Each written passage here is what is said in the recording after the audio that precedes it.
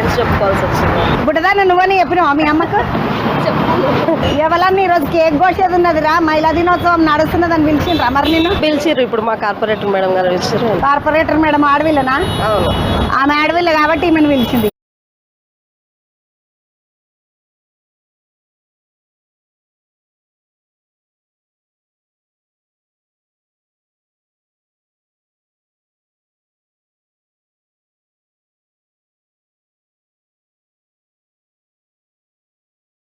madam చదువుతో పాటు మీ యొక్క ఏం చూస్తుంది, ఆరోగ్యాన్ని మరియు పౌష్టికాహారాన్ని ఎలా అందియాలన్నది ఆలోచన తపనతో